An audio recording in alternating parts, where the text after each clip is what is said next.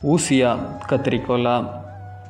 எப்படியெனில் அவரே நம்முடைய சமாதான காரணராகி இருதரத்தாரையும் ஒன்றாக்கி பகையாக நின்ற பிரிவினையாகிய நடிச்சுவரை தகர்த்து சட்டத்திட்டங்களாகிய நியாயப்பிரமாணத்தை தம்முடைய மாம்சத்தினாலே ஒழித்து இருதரத்தாரையும் தமக்குள்ளாக ஒரே புதிய மனுஷனாக சிருஷ்டித்து இப்படி சமாதானம் பண்ணி பகையை சிலுவையினால் கொன்று அதனாலே இருதரத்தாரையும் ஒரே சரீரமாக தேவனுக்கு ஒப்புரவாக்கினார். எபேசியர் 2:14-15-16. ஊசி மற்றும் கத்திரிக்கோல் தையல் பணிக்கு நாம் பயன்படுத்தும் பொருட்களே.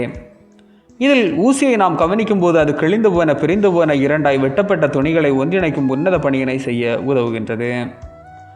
அதே நேரத்தில் கத்திரிக்கோலை எடுத்துக்கொண்டால் அது ஒன்றாய் இருக்கக்கூடிய துணியை இரண்டாக வெட்டி பிரிவினை ஏற்படுத்தக்கூடியதாய் காணப்படுகிறது.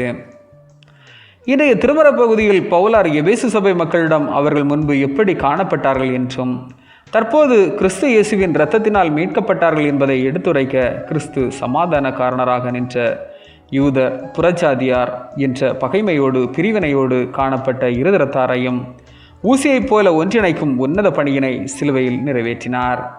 அதுபோல நீங்களும் ஒருவருக்கொருவர் உங்களுக்குள் இருக்கும் எல்லா பேதங்களையும் களைந்து ஒன்றிணைந்து செயல்பட வேண்டுமென அறிவுறுத்தின ஆலோசனை நமக்கு பொருந்துகின்றது.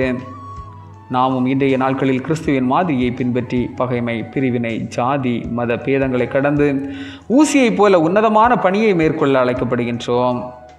இணைப்பிலே குத்தப்படுதல், நூலால் இழுபடுதல், இவைகளால் வரும் வலியேற்றல் இவை இணைப்பின் படிநிலைகள்.